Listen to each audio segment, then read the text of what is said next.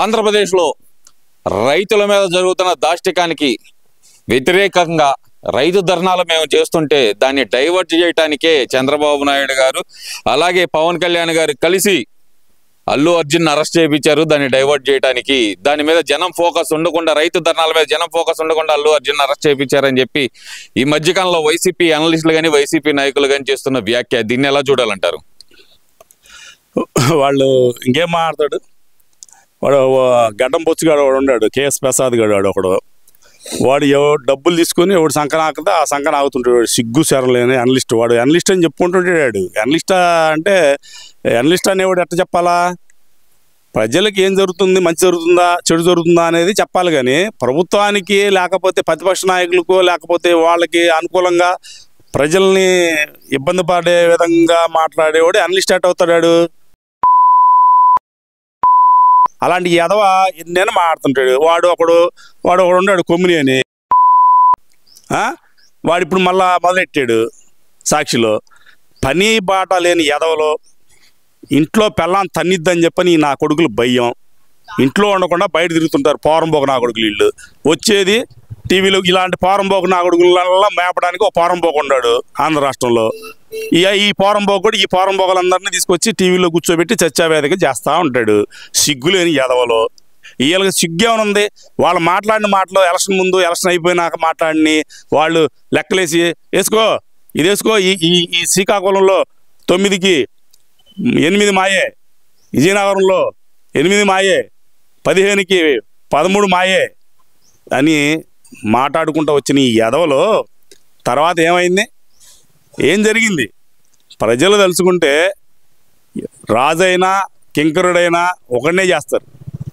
ప్రజలు తలుచుకుంటే కింద కూర్చున్నోడిని పైన కూర్చోబెట్టగలరు, పైన కూర్చోడిని కింద కూర్చోబెట్టగలరు. ఇది తెలుసుకోవాలా అనలిస్ట్ అని ఎదవలు. వీళ్ళు ఏదో ఒకటి మాట్లాడుతూ ఉంటారు. ఎదరో వీళ్ళ గురించి మాట్లాడుకోవడం టైం వేస్ట్ ఎదవలు. అసలు వాళ్ళు మాట్లాడారంటే గనక ఓకే, వాళ్ళ స్వప్రయోజనాల కోసం మాట్లాడారని అనుకోవచ్చు. మరి ప్రొడ్యూసర్ అయినటువంటి చిట్టిబాబు గారు కూడా మాట్లాడుతున్నారు కదా. పవన్ కళ్యాణ్ కళ్ళల్లో ఆనందం కోసం చంద్రబాబు నాయుడు గారు తన శిష్యుడు అయిన రవ్వంత రెడ్డి చేత, రేవంత్ రెడ్డి కూడా అనలేదు, ఆయన రవ్వంత రెడ్డి చేత ఈ అరెస్ట్ చేయించాడనే మాట మాట్లాడుతున్నారు కదా. మరి ఈ చిట్టిబాబు అనే వీళ్ళయ్యా మంచి వ్యక్తి. అలాంటి ఆయన కడుపున ఎట్ట పుట్టాడో తెలియదు. రోజుకో పార్టీ చెబుతాడు వీడు. ఏమి నేను బీజేపీ అని చెప్పుకున్న ఎదవ ఈరోజు ఒక పార్టీకి సంఘం అవుతా ఉన్నాడు. వీడు ప్రొడ్యూసర్ అని చెప్పుకుంటాడు, లేకపోతే ఇంకోటి ఏదో చెప్పుకుంటుంటాడు. వాడు మాట్లాడే మాటలు మీరు వినండి. మోహన్ బాబు గారి విషయంకి వచ్చేదలకేమో మోహన్ బాబు గారి విషయంలో మీడియా తప్పని చెబుతాడు. ఒక ప్రొడ్యూసర్గా నేను చెబుతున్నాను. వీడు ఎవరు నాకు అంతా తెలుసు. ఈడు ఇన్ని మాట్లాడతాడా, మళ్ళీ వాళ్ళని సంఘం ఆగుతూ ఉంటాడు ఎదవ. ఈడు ఎవరినైతే తిడతాడో వాళ్ళు ఎన్నికెడతా తిరిగి వాళ్ళని దండాలు పెట్టుకుంటా వాళ్ళ కాళ్ళు పట్టుకుంటూ తిరుగుతుండే ఎదవ ఈడు సినీ ఫీల్డ్లో. వీడి సంగతి అందరూ తెలుసు. ఇలాంటి ఎదవ మాట్లాడే మాటలు ఎట్లా ఉన్నాయంటే దెయ్యాలు వేదాలు వల్లించేట్టుగా ఉన్నాయి.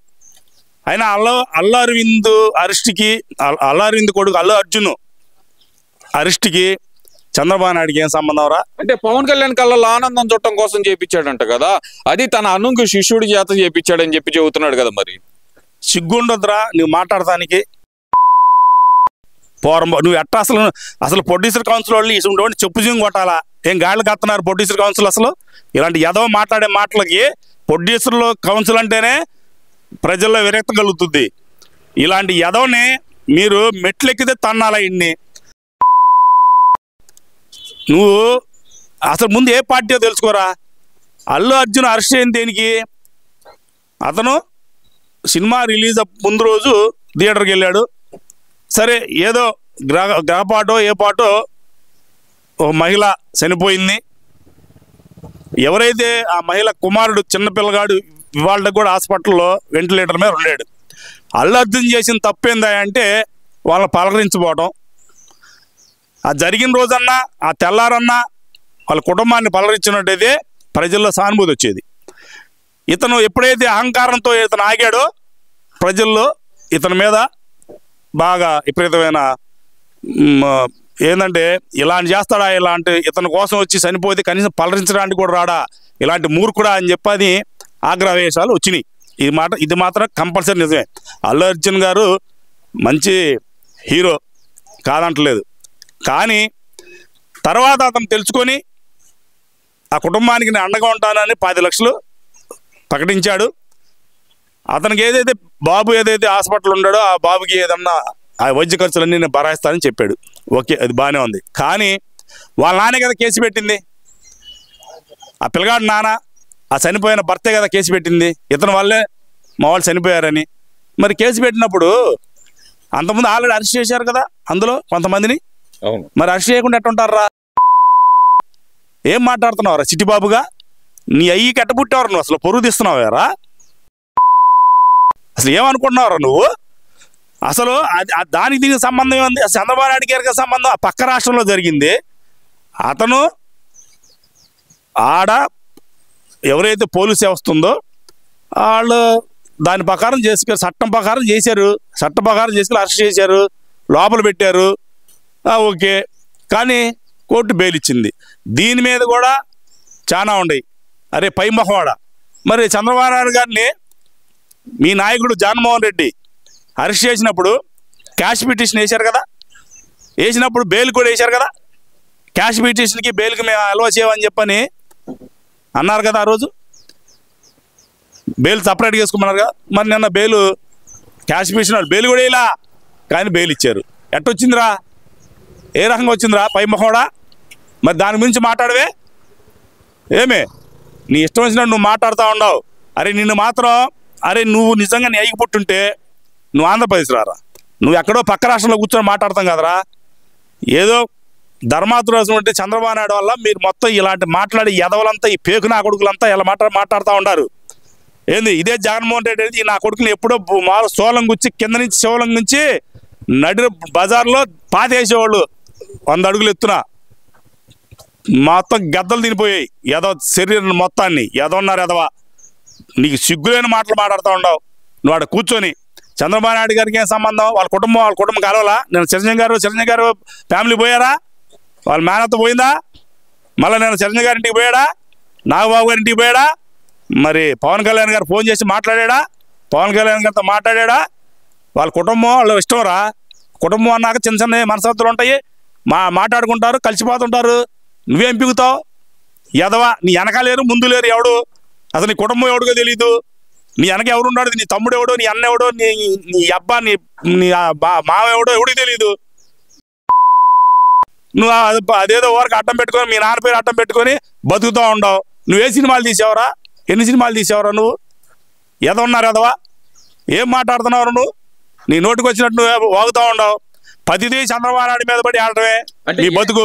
అంటే ఏకవచనంతో ఇద్దరు ముఖ్యమంత్రులని, రేవంత్ రెడ్డి గారిని అయితే రవంత్ రెడ్డి అని, సామంత రెడ్డి అని, ఇప్పుడు రేవంత్ రెడ్డి అయ్యాడంటూ, అలాగే చంద్రబాబు నాయుడు గారిని ఆయన ఇంకొక భాషలో మాట్లాడుతూ ఎలా చూడాలంటారు? అసలు ఏకవచన సంబోధన అసలు ఎలా చూడాలంటారు?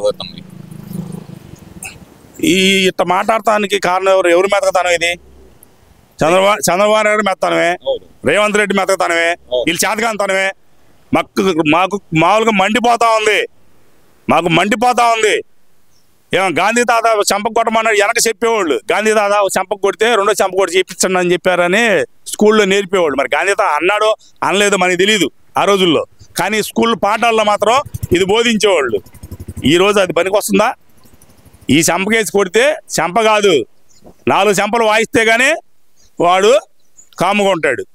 లేకపోతే ఇంట్లో పనికిరాని ఎదవా, ఈదులో పనికిరాని ఎదవా, వీడి వల్ల సమాజానికి సేటే కానీ మంచి జరిగే పనే లేదు. ఇలాంటి ఎదవలందరూ ఇలాగే మైకి పట్టుకొని మాట్లాడుతూనే ఉంటారు. మంచి చేసేవాళ్ళ మీద బురదేస్తారు, బురద చేసేవాడి మీద మంచి పనులు మంచిగా మాట్లాడుతుంటారు. ఇలా బతికే పేగు బతుకులు వీళ్ళని ప్రజలు చీకొడుతున్నా కూడా సిగ్గులేని ఎదవలు. ఇలాంటి ఎదవల్ని బజారుకు వస్తే కుక్కలను కొట్టినట్టు ఎంబడబడి కొట్టాలని చెప్పని నేను ప్రజలను కోరుకుంటా ఉన్నాను. మరి ఇదంతా ఒక ఎత్తు అయితే ఒక వైపున ఇదంతా జరుగుతుంటే, మరోవైపున రైతు ధర్నాల పేరిట రైతు పోరుబాట అంటూ వైసీపీ నాయకులు చేసిన హడావుడి జనాల్లోకి ఎందుకు వెళ్ళలేకపోయింది అనుకోవచ్చు అంటారు?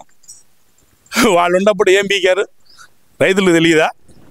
ఇప్పుడు ఇన్పుట్ సబ్సిడీ ఇస్తా అన్న ఎదవ ముఖ్యమంత్రి అవ్వగానే ఇచ్చాడా? పోని వాళ్ళకి పంటలకి వచ్చి బీమా అన్నాడు, ఇచ్చాడా? నేను 15,000 నేనే ఇస్తాను అన్నాడు, కేంద్రంతో సంబంధం లేకుండా.